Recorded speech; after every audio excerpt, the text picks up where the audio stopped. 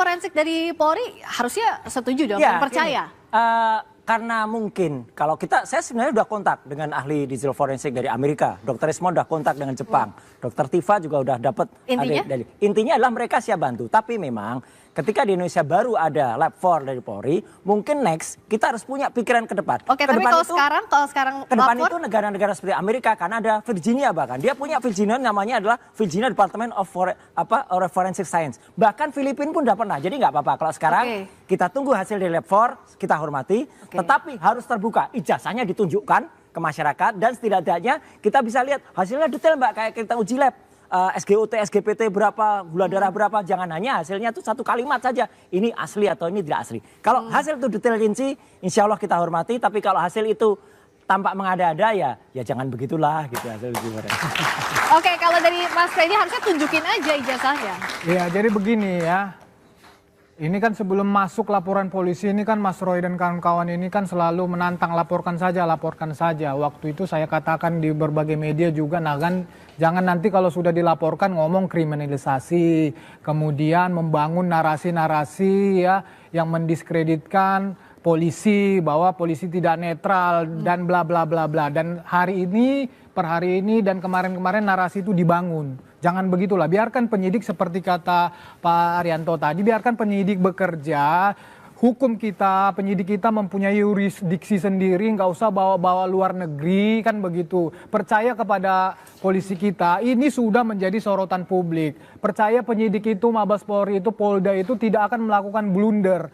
Ini zaman sekarang, zaman keterbukaan. Mas Roy dan kawan-kawan gampang menelanjangi apapun di Indonesia polisi, ini. Justru karena itu, ayo kita bangun narasi ya, kepercayaan kepada penyidik kita. Biarkan mereka bekerja. Biarkan, nggak usah membangun narasi-narasi yang menyerang penyidik kita. Nanti ini justru malah membangun ketika masuk proses hukum, tapi Mas Roy-nya percaya dengan penyidikan? Ya, penyelidikan yang berjalan. Adanya sekarang ini, tapi bagaimana bisa membaikkan? Kalau tidak dikritisi tidak akan lebih. Dan saya hormat sekali, kalau nanti polisi kan juga semua berkembang dulu, misalnya penyelidikan itu nggak pakai tahap-tahap. Sekarang sudah ada perkap dari Pak Arianto itu lebih bagus, lebih detail. Itu kita dukung. Yang lebih baik kan kita harus pakai. Di Virginia, di Filipina aja sudah mulai independen. Soal ijazah ini Mas Roy akan punya data pembanding atau tidak? Ya, kita punya data pembanding. Apa itu pakai apa? Ya nanti kita lihat pada saatnya. Masih rahasia kan ada data pembandingnya. Pak Arianto, apakah bisa data pembanding tadi dilakukan dalam proses penyelidikan? Saya akan pesan-pesan saya ya. Gini. Tolong, ini kasus sekarang sudah kepada ranah pidana dan sudah on the right track. Percayakan kepada penyidik.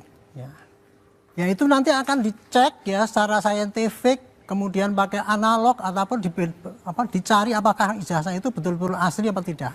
Pembuktiannya tidak hanya pembandingan dokumen, tetapi dari sumbernya itu dicari semua. Termasuk saksi tadi itu Pak itu yang dibilang itu saksi memberatkan atau meringankan, semua harus masuk. Nah, pesan saya pada polisi ya, tolong Pak polisi sekarang terbuka. Jangan model-model menutup keterangan. Kami sudah periksa 10 saksi, ini siapkan saksi. Ini bukan keterangan itu. Menurut saya sebutkan aja, kami sudah ngambil saksi A, ngomongnya dia begini. Saksi B ngomongnya begini. Isi dari apa? Semua dibuka itu ya, aja di publik ya. Sehingga berkas yang dibikin oleh polisi itu betul-betul apa yang didapat di lapangan. Karena ya kecurangan penyidik itu kadang-kadang begini, suka-suka datanya banyak, tapi hanya dipilih-pilih yang dikirim ke jaksa. Itu yang dihindarkan. Makanya dalam kasus ini dituntut polisi yang jujur, penyidik yang jujur. Artinya apa? Semua alat bukti dikumpulkan, dimasukkan berkas, dikirim ke jaksa. Jaksa yang jujur juga, jangan sampai nanti buktinya dikurangi atau tuntutannya dimanipulasi. Dan terakhir hakimnya juga jujur. Jangan sampai hakim yang disuap seperti kemarin ketangkap itu. Itu nanti bikin susah itu. Sampai ke persidangan. Saya boleh menambahkan satu lagi pesan saya ya, tolong ya. Ini kegaduhan di media itu tidak masalah. Tetapi kalau ini dibiarkan nanti akan terjadi kegaduhan di lapangan. Itulah yang dikendaki oleh Amerika dan sekutunya maupun tapi yang intinya adalah kita harus terbuka. Domba kita ini. Kita ini sekarang lagi jadi objek untuk war by proxy. Tapi yang jelas harus hati-hati. Tadi poinnya adalah yang terbuka ya, proses penyelidikan terbuka, sampai nanti ijazahnya ditunjukkan, ya toh? Kalau ijazah ditunjukkan udah selesai. Ditunjukkan haruskah apa di persidangan kalau soal ijazah ditunjukkan? Apa tunjukkan aja ini buktinya. Nah, betul. Untuk menunjukkan ijazah.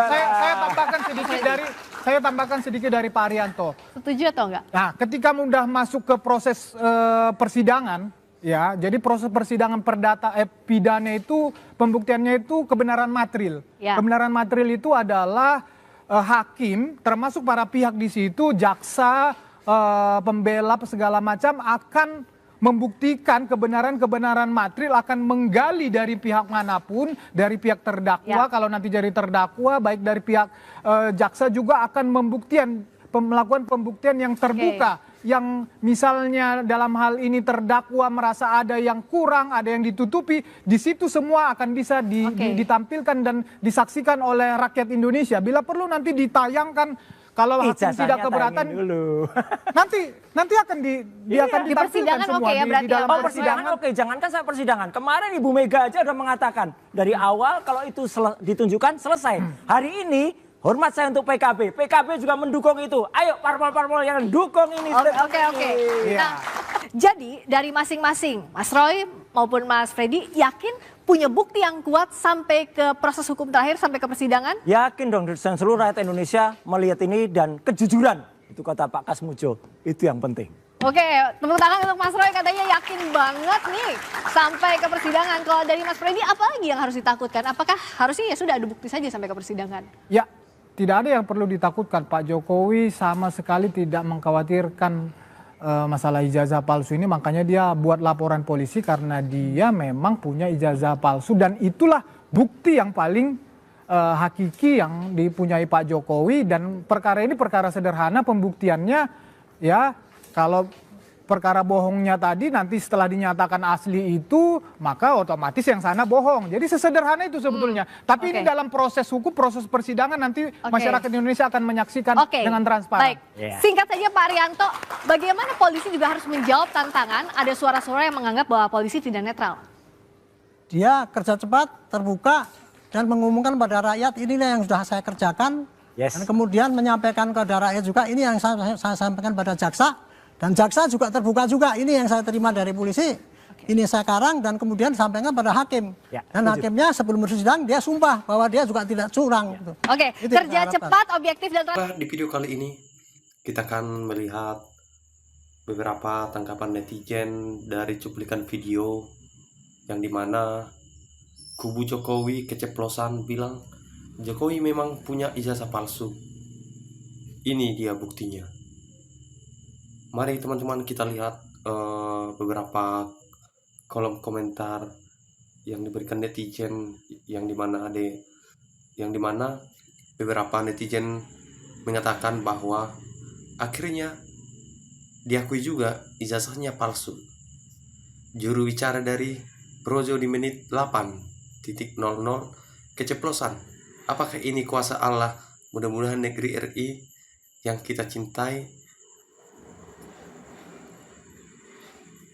dan kita banggakan menunjukkan jalan kebenaran dan mendapatkan keadilan bagi semua rakyat Indonesia. Allah memperlihatkan satu persatu tentang kepalsuan ijazahnya. RS dan kawan-kawan rakyat yang mayoritas mendukung. Saya lihat dan dengar sendiri di TV. Itulah petunjuk ilahi. Ucapan itu keluar dari lubuk hati yang paling dalam dan dari otaknya. Hati kecilnya berontak, melanggar akal hingga keluar kata-kata murni. Jokowi memang punya ijazah palsu. Ternyata benar, kata orang bijak, hati adalah cahaya. Catat, masyarakat Indonesia, kata Projo, punya ijazah palsu. Perkataan dari pembela Jokowi adalah benar. Dan itulah kehendak Allah. Memang Pak Jokowi memiliki ijazah palsu? Kasihan sekali, kubu Jokowi keceplosan terus. Segeralah perkataan itu. Kalau tidak bebaskan Bambang Tri sebagai korban ijazah palsu. Akhirnya Allah membalikkan ucapan punya ijazah palsu. Masya Allah. Semoga keceplosan atas izin Allah. Dengan sering waktu kejahatan pasti akan ketahuan. Karena kebenaran atas izin Allah mencari jalannya sendiri. Semoga segera terungkap siapa yang salah dan siapa yang benar. agar negeri kita menjadi aman, damai, dan sejahtera. Aku yakin Jokowi menang tidak mempunyai ijazah aslinya. Jokowi membohong luar biasa. Terlalu banyak drama, kebohongan, sehingga akhirnya ucapan kata-kata yang keluar dari mulutnya terlihat dan jelas terdengar langsung jika dia bilang memang punya ijazah palsu. Itu jika Tuhan mau menunjukkan kuasanya dan menunjukkan kebesarannya dengan tanpa tanda kebenarannya. Salam masyarakat dan salam seluruh rakyat Indonesia. Hati kecil itu tidak bisa berbohong. Jadi, dalam perdebatan Ketua Projo nyeplos bahwa Pak Jokowi punya ijazah palsu. Polri profesional dan punya integritas hanya 5% dari 100%. Ya, saya tahu dari dulu bahwa ijazah Jokowi palsu.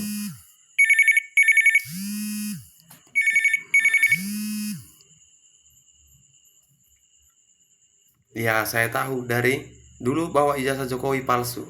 Projo, saya yang tetap membela Jokowi. Bang Roy Suryo dan kawan-kawan, Anda adalah pahlawan kebenaran melawan Jokowi pembohong dan pengikutnya. Saya tidak benci Pak Jokowi.